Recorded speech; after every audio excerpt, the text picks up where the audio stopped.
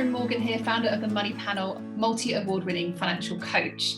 So in this video, I want to talk to you about the 9 practical stages to go about achieving financial independence.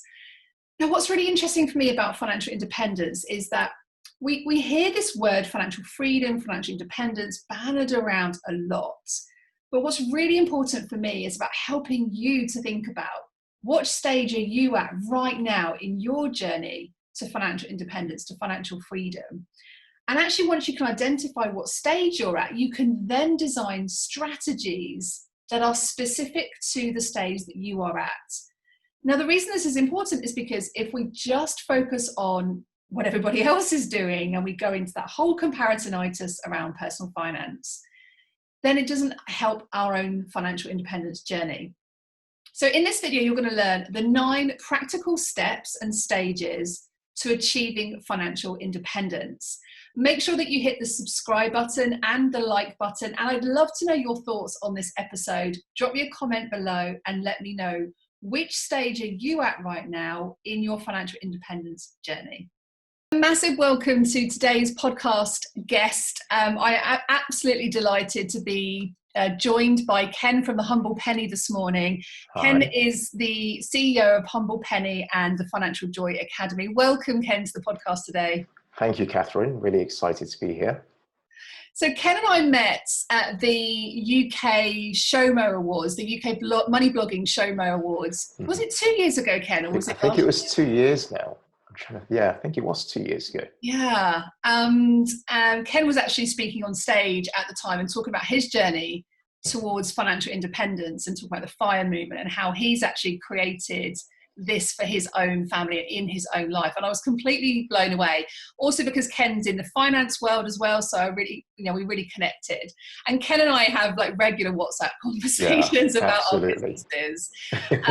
And today I really wanted to get stuck into the topic with Ken about financial independence. Now, the reason this is so important for me is that this term financial independence and financial freedom is badged around so much, but I want to get stuck into exactly what does financial independence really mean, and what are the different stages that you may be at, and what do you need to do next in order to create financial freedom for yourself.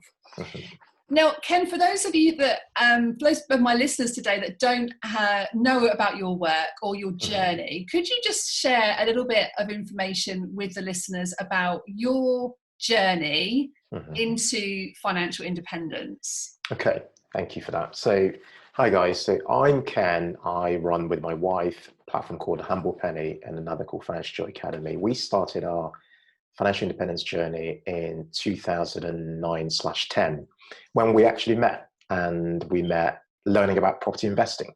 And the property investing seminar was all about building a portfolio of properties to work towards financial independence. So we had a mindset that were quite similar, me and my wife, and started this journey. And that journey has taken us a period of about 10 years to get to. And it has been a mixture of learning how you actually get there, because not many people tell you that financial independence is actually a stage on a money journey, okay?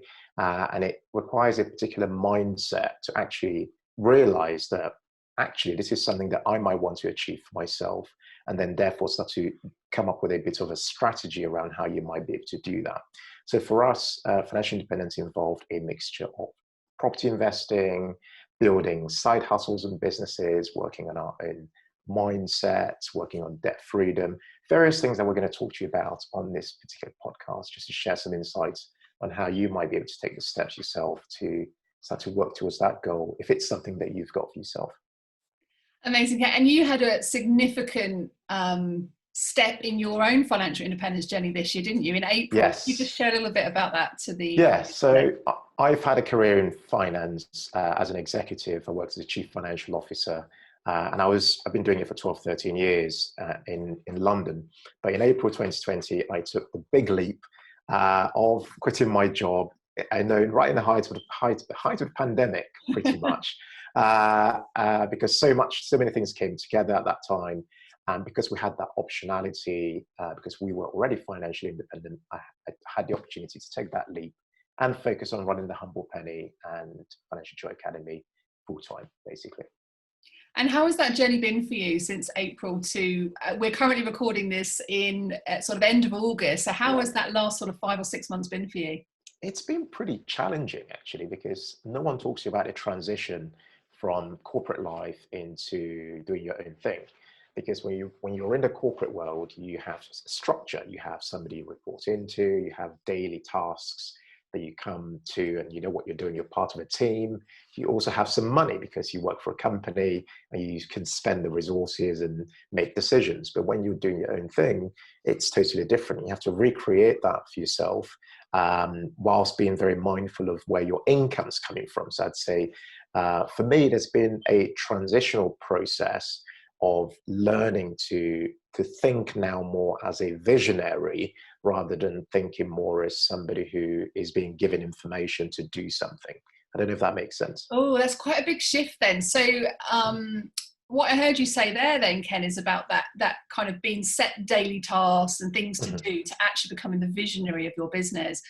And that for me really is about mindset. And actually we were talking about this on the podcast just the other week, which was the episode around your superpowers in your business.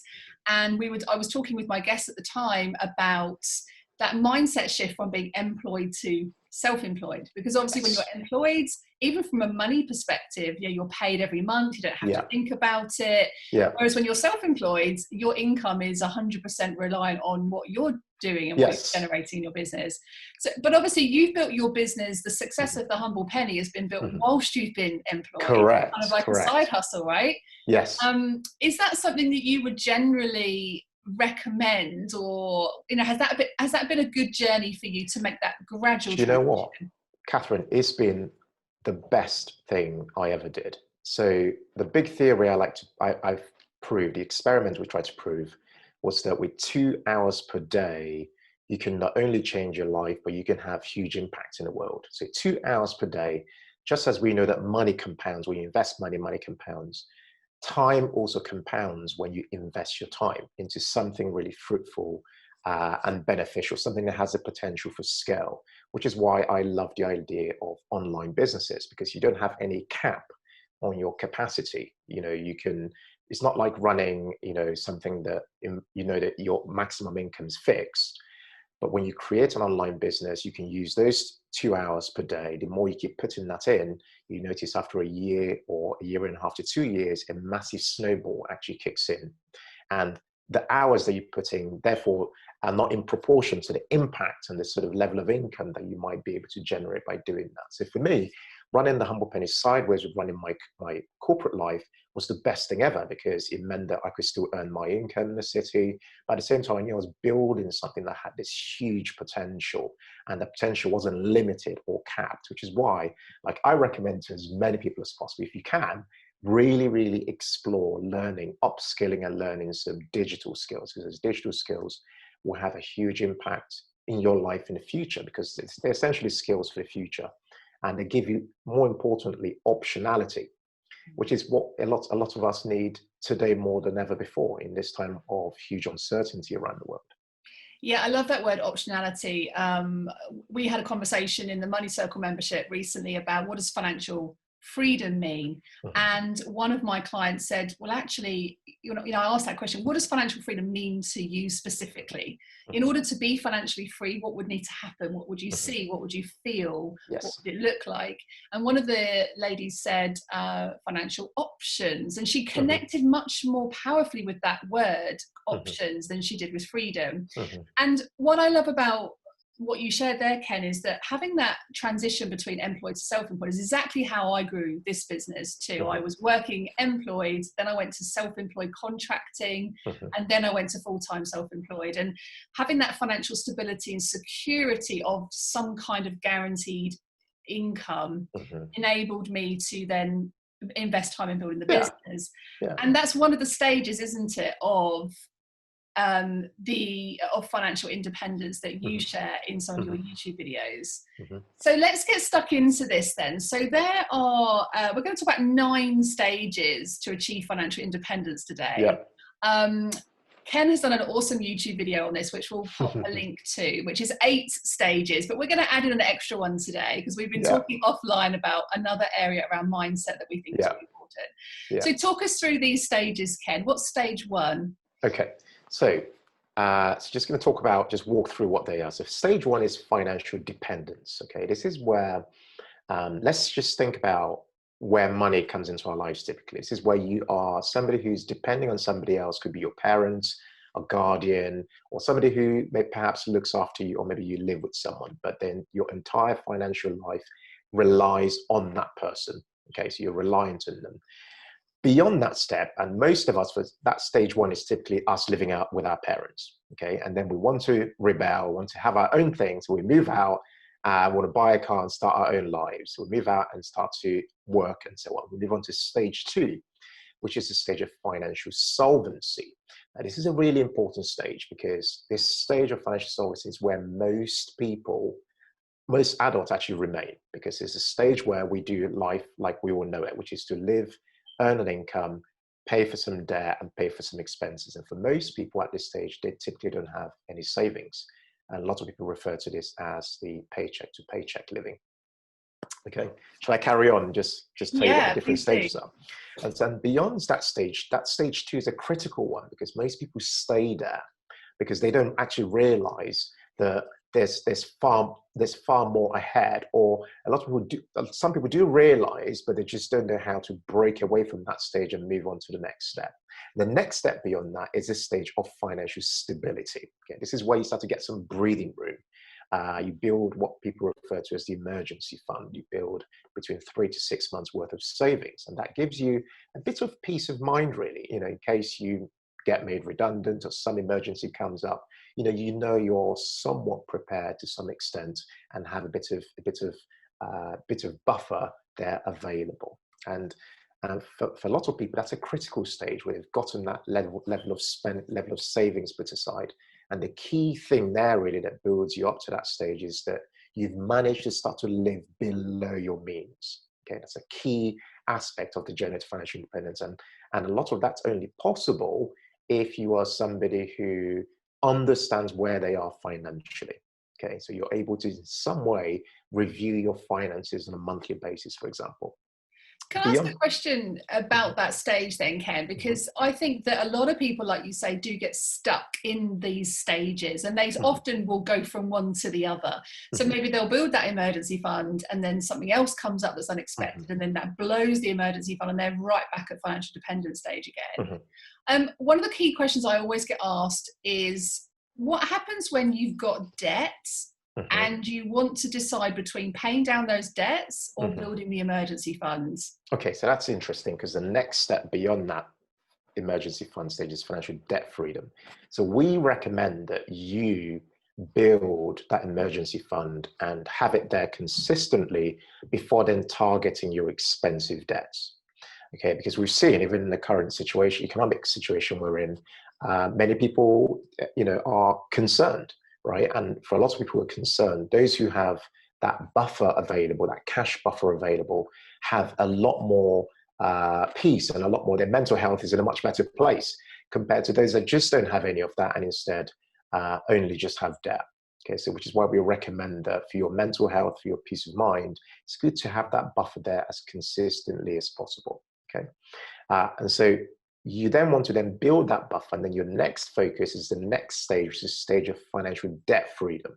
This is where you're then saying, what's costing me the most money each month from a debt perspective? It might be your highest paying debt, such as your credit cards, or certain loans that you might have that are costing you a lot. So this is where you do essentially an audit of your debt. You come up with a game plan for targeting those bits of debt with any excess monies you have above that amount that you've put aside for your emergency fund. Okay. And would you generally recommend in that stage, so things like debt snowballing? Yes. Yeah, so looking at Yes. the highest interest, either the highest interest or Or the biggest Or the smallest balance. amount. Yeah, biggest or smallest amount. So you might say, well, actually, I want to target the smallest amount because it gives me a sense of motivation and progress that I've paid off this small debt and I've now moved on to my next debt to target that, the next one, and then pay that off as well. Yeah. Okay. But I personally prefer focusing on the highest interest debt because for me as a finance person, I just know that it's just costing you so much holding on to that debt. So you want to target where it's really hurting. But for some people, it's more than acceptable to focus on maybe the small bits of debt. So you just feel that sense of progress because, small wins are a big part of this journey, feeling that you're actually getting something along the way as well. Yeah, small steps, big wins. You just quoted our tagline there, Ken. I didn't even know that was your tagline, but that's good to know. So at this stage of financial debt freedom, some people also focus on mortgage freedom as a goal here, but that's not a necessity at all. But the key is to focus on your really expensive debts. And then beyond that, you're really now getting into a really exciting stage of this journey because what you're then moving on to is a stage of financial security. So this is where you built up between 1 year and 3 years worth of expenses saved and put aside. Obviously, by saved, I mean you are investing that money. So just sitting in your current account, you're investing it in an environment where you're generating an above inflation return. But what's really beyond moving away from finance, what's really exciting about this stage is that you give yourself incredible optionality. So you might be somebody who says, well, actually, I want to take a sabbatical for 3 months, or actually, I want to have a career change or something like that. But because you've got 1 to 3 years worth of expenses put aside and saved and invested, you know that you've got that, you're in a much safer place, which is why we refer to this as a stage of financial security. And what's also critical about this stage is that it's a stage where you then start to build a strategy for the next step, which is financial independence. Okay, this is where you're now saying, okay, what do I want my strategy to look like? Is my goal to build enough income to cover my expenses, which is what financial independence is defined as, or am I happy with my career and so on, and I just want to build my net worth over time and still carry on doing what I do in my normal day job, but build my net worth to a stage where it more than covers, it's typically referred to as 25 times your annual expenses. Is that what I want to do? This is where you then start to build a strategy. So someone like me, for example, who I knew that my goal, my ultimate vision was to run my own thing. My goal was not to start to build my career per se, although building a career is a very important part of the journey. My goal was I want to get to a stage where I can take the leap from have that option to take the leap from my corporate job and move on to do something else. And the thing I needed to do to do that, for example, was to pay off my mortgage. I saw that as a big part of the journey because when you do that, your expenses drop hugely. And all you then have are your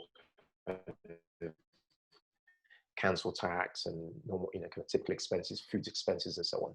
So by dropping those expenses, you find that it's very easy for your income from your assets to exceed your monthly expenses because you don't have a humongous cost that's coming from maybe your housing and things like that. So for us, a big part of this journey has been, for us personally, and this might not be the same for everybody, for us it's been about getting rid of debt, including mortgage debt. And as soon as we became 100% debt free, and that took us 7 years to achieve, we knew then that it was so easy then to create anything else, other assets that could then start to generate income for us on an ongoing basis.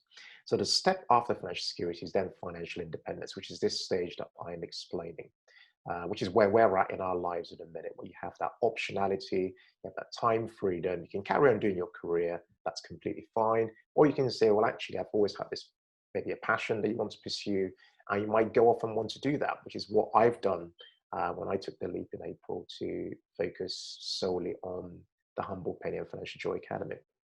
And you mentioned in there, Ken, about 25 times annual expenses. Could you just expand a little bit around that? So a big part of a thing I didn't mention at the beginning is working out, so looking at your financial position, where you are, is a big part of this journey. So looking at it on an ongoing basis. So you look at your net worth number. So your net worth is the sum of all your assets less the sum of all your liabilities. That gives you a number. That's your net worth.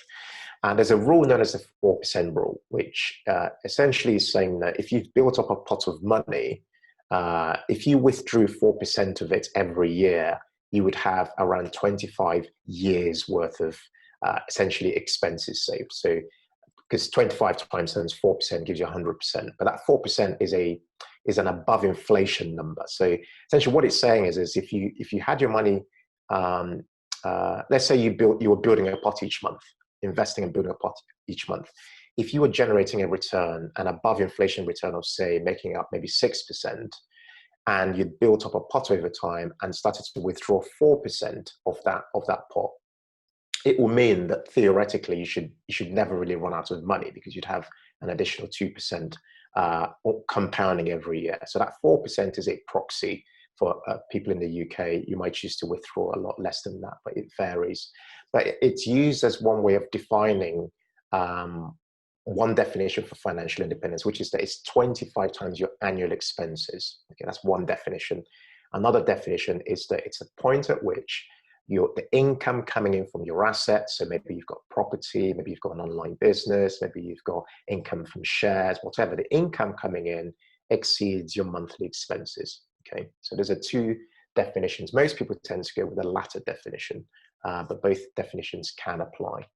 I think that's an interesting subject in its own, because a lot of female entrepreneurs building their own businesses, they could potentially kind of get to, well, it will probably be around stage 4 or 5, where they're starting to invest, and which I guess you could argue that we should be investing right from stage 1. But when we start investing, is they think, well, but I don't want to take any risk, because the concept of risk is difficult and they don't understand. Because why would they, right? No one teaches us about investment risks. And this 4% rule is an interesting one when it comes to calculating retirement buckets and understanding how much should you have at retirement, which is another common question we get. Yeah. And so the 4% rule is interesting there, because the ultimate point there for me, I believe, that for anyone to take away from that particular area as well, is that we just need to be making more than inflation. And that's so if we leave all of our money in cash, it's not going to grow. Yeah. So that's fine for your emergency fund that you might need to dip into. But for long-term wealth creation, we do need to be taking and understanding what risk actually means. It's volatility, what risk actually means. Do you find that in your work too, Ken, that a lot of people don't understand how to go about investing in the stock market, for example? Yeah. They don't understand the jargon that's probably used. Yeah, so investing is actually a mindset thing and a lifestyle. So because I worked in the financial services industry, particularly in the investment business for 13 years, everybody I met who were typically high net worth and super high net worth individuals, their language was always, what's my return on investment? Yeah. So the investor always has this idea that their money is out to go to work. It's not just there to lose value, it's there to generate a form of a return. And so I think that jargon is worth kind of really understanding, because as somebody who has worked, let's say you've worked very hard, you've been very diligent, you've been budgeting, you've saved your money, what you don't want is for that money to be losing value by way of inflation, which is it loses purchasing power. That's what that really means. What you really want is for that money to grow income on real terms, to grow over time, such that money, this is where when we talk about money working on money, this is what we're talking about, because you've put your money in an environment where that money is exposed to risk, because without risk, there's no return. That money is exposed to risk. And just to explain what I mean by that, so people understand, is that money is exposed to an environment where it's being put to work more than you might do in your normal 9-to-5 job. So for example, you invest it through the stock market, and that money is used to maybe invest into companies, and those companies then generate a return for you, and you get that return as an investor. So for example, just really demystifying this, let's say you invested in Apple, and we heard this week that Apple's market value is now $2 trillion. And this happened in only 24 months from when they became $1 trillion, the first ever company to hit $1 trillion. That company, just to put in perspective, anyone listening to this, if you invested in Apple, every employee of Apple, if you go to Regent Street, if you go to anywhere, go to any of their shops, when you see those people serving people, they're working for you. They are actually your employees because you're the shareholder who owns the Apple stock. So if you think about it from that perspective, it really then opens your mind up. You're like, whoa, hold on. So what you're saying, Ken, is if I invest in Amazon, if I invest in Facebook, or if I do it through funds, I am an owner of those companies. And what owners do, and this is what's critical about wealth building, is that owners build wealth because they're owners. They get a return on their money, and their money grows over time. Yeah, I love that. That word ownership is, from a mindset, really powerful because, like you say, when you think of it, well, I am an owner of a slice of that company's profits. Yes. Well, then why wouldn't you want to be part of something like that, right? Yes. Yes. Absolutely. Well, that's a mindset, you see, because a lot of people think, oh, that's a rich people's thing to do. But the beauty of today is that, these things, these smartphones now allow us and give us that possibility of being able to partake in what's going on around the world. But we've got to be in the environment to learn how to do that, which is how to invest our money, to gain the confidence to do it ourselves. Absolutely. Financial empowerment. Absolutely. So from financial independence, what's the next step, Ken? Yeah, so financial independence is, I've defined that financial freedom then comes about where the income from your assets exceeds your lifestyle expenses. So with financial independence, you're covering your essential expenses. With financial freedom, you're talking now even lifestyle. Let's say you, for example, love visiting Barcelona, and you would love one day to be able to rent or lease an apartment in Barcelona such that you can go there every year. That's a lifestyle decision. And if your income from assets are able to cover your essential expenses as well as that particular lifestyle expense, then you're living a life of financial freedom. That's what that stage is about. And beyond that is the stage of financial abundance. This is where you're talking about, your Warren Buffett, the people who are essentially giving money away to, on philanthropic basis, people who are essentially have made so much wealth that they can't even spend all the money that they've made. They're now starting to give that money away. That's a whole different ball game. And that's that stage of financial abundance. And the one that we were talking about before we went live, Ken, was this kind of ninth step, which is around, which links into the abundance piece for me. It's about that mindset. Because income is not wealth, and money is only part of the equation, part of the puzzle, isn't it? A lot of the time, and this is why I spend so much time talking about this, is it's how we overcome those psychological fears, those money mindset blocks, those things that have come up for us because of our cultural influences, social media influences about wealth creation, all sorts of our personal experiences. How important has that been for you in your journey, Ken? It's, for me, as somebody who immigrated to the UK at the age of 14 with absolutely zero when it comes to money, and zero ownership, no inheritance. It was very difficult, actually. I had to begin to learn that this wealth building thing could actually relate to me as a young Black African male living in the UK. And so for me, that mindset shift took a while. And that mindset shift actually began with self-awareness, beginning to understand who I was and what potential power I possessed as an individual and what possibilities I could potentially create. And I find that this is the piece that holds a lot of people back when it comes to building any form of wealth, is that a lot of people don't have a great deal of self-awareness. They don't actually understand who they are. And that self-awareness, without that self-awareness, how do you then start to build a life's vision? Because all what we're talking about here is all about vision, right? How do you build a life vision if you're not comfortable with and have an understanding of who you truly are, what you truly love, what you're truly about, and what truly matters to you? Because this is how you fight the resistance. A lot of this journey to financial independence is all about fighting the resistance along the way. And what I mean by that is every single day we will face competing demands for our money. Come here, come there, come and spend here, come and spend there. Give me this, give me that. These are all bits of resistance that are stopping us moving forward along that money journey. Okay, but having that core self-awareness is important, because if you have that self-awareness, you're able to say, this is who I am and this is what's important to me. And above that, this is what's not important to me. Because then you're able to say no to various things as they come along. And that's critical. Saying no is important, because then you're able to say, well, actually, I know what I call the North Star goal is. I know what my key life goal is. And I know that I can only win in that goal by approaching it daily. It's almost like a marathon type of thing rather than a sprint. You know that every single day you have to keep putting your foot forward and moving ahead.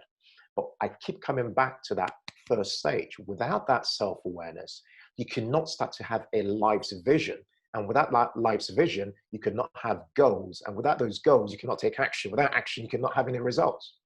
Yeah, and it's almost like you wouldn't get in your car trying to get from A to B without having some direction, without having some key like milestones along the way as to what's going to make you feel like you're on that next stage, that next step of your journey. What influenced you then, Ken, as a young boy in terms of helping you find your vision?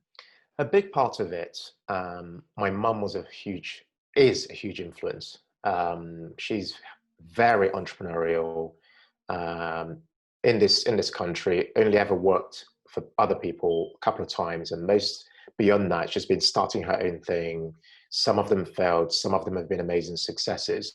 And what that's done for me is that it really showed me, and I never forget, I was giving this example. One year, my mum called me and she said, I've just bought a piece of land. And she told me how much she spent. It was a 6-figure sum. I remember thinking to myself, wow, there is no way that I could ever make that move working for somebody else.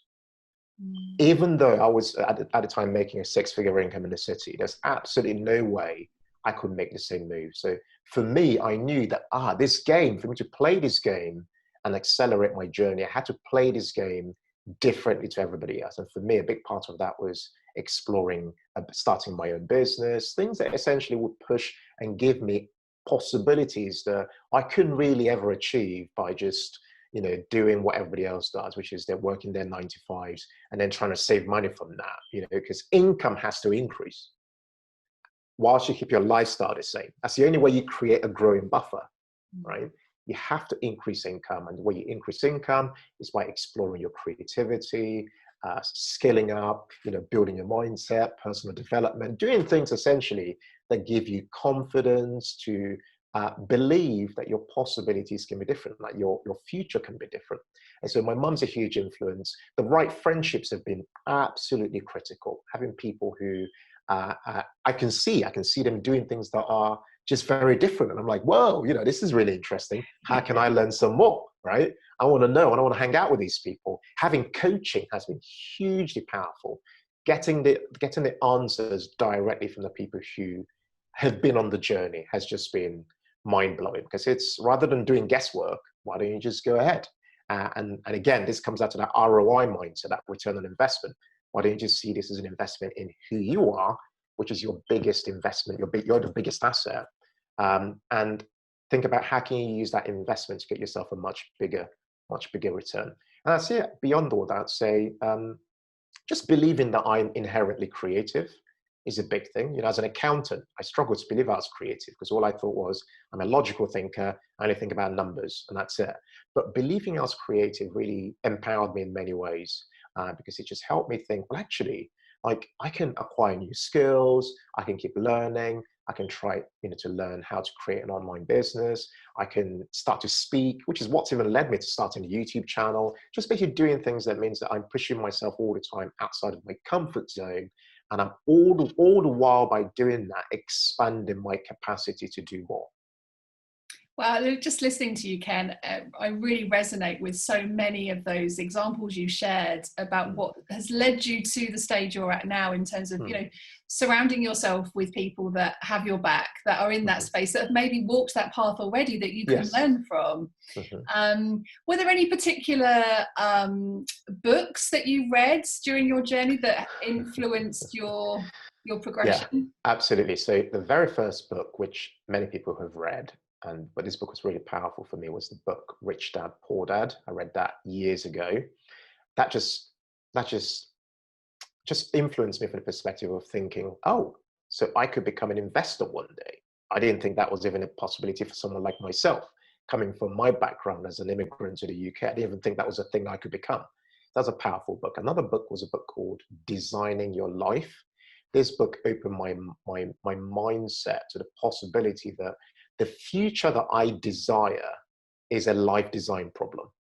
So I could from here today begin to work towards a future version of the life that I desire. And that comes through some form of life design. And it meant that I could use the money I have today, or I have access to today, as a tool to help me get closer to that. That for me was a big game changer, because when I think about my parents, they worked till the age of 65. My dad retired at 67. And for them, that was it. There was like a one size fits all approach. Whereas I'm thinking with a life design mindset, you can begin to create the life you want. Notice I focus on you. This is all about you, not anybody else. You can begin to create the life you want by almost approaching it as a design problem. So if you had I always say to people, if you have an A3 sheet of paper, if you could paint your desired life on that sheet of paper, if you could draw it, what are the key elements in that life? Like, what are you doing for work? Where are you? Who are you with? How many hours are you working? How much income are you making? Like, things like that are you essentially saying, this is the life I think I want. Okay, now I know what I want. Where am I today? And how do I navigate that journey to get me there? And that's it. Yeah, and what I'd also add to that is, when you're drawing that picture out, is to think about how you would feel. So a lot of people struggle with this concept. Well, I don't really know what I want to do in the future, or I don't know, but they do know what they don't want to feel like. So That's maybe important. They're feeling stressed in their job, their mental health is suffering. So I would also get people to add in their feelings around where they're at now, where they want to be. So if they're feeling stressed, well, what can you do today to remove some of that stress? Because it's not always about adding more. It's about sometimes removing things from your life. Now, that's really, really powerful. So for me, one of the key things I didn't want to feel was the need for me to commute every single day, 2 hours from Kent into London, 2 hours from London back to Kent. And when the trains are delayed, frustration. That for me was a painful thing. And I wanted to remove that from the picture, which meant that I chose to prioritize building an online business instead, because that meant I could have complete location independence. I could operate from anywhere in the world, and I could still have full control of my income. Yeah, wonderful. And I'm sure lots of people have been experiencing that kind of feeling of working from home most recently during lockdown. I could literally speak with you for hours and hours, Ken, but thank you so much for sharing with us the stages and the steps towards achieving financial independence. And I'm really happy that you shared your personal story in there as well, because I think that when we can connect it to real life scenario, actually, that makes a big difference from a motivational perspective as to what is possible. And please make sure you go and follow Ken's YouTube channel. Is full of incredible videos. And if anybody wants to connect with you, Ken, where would be, other than your YouTube channel, The Humble Penny, where else would connect? Yeah, so you can connect with us at The Humble Penny on Instagram, which is where we share all the fun we're having. We post them up on Instagram. And you can also just check out what we do at Financial Joy Academy, where Mary and I run a project together, helping families achieve financial independence. But other than that, feel free to email me as well, ken@thehumblepenny.com. Amazing. Thanks so much, Ken. Thanks for your time today. Thank you. Really appreciate it. Take care. Bye. Bye.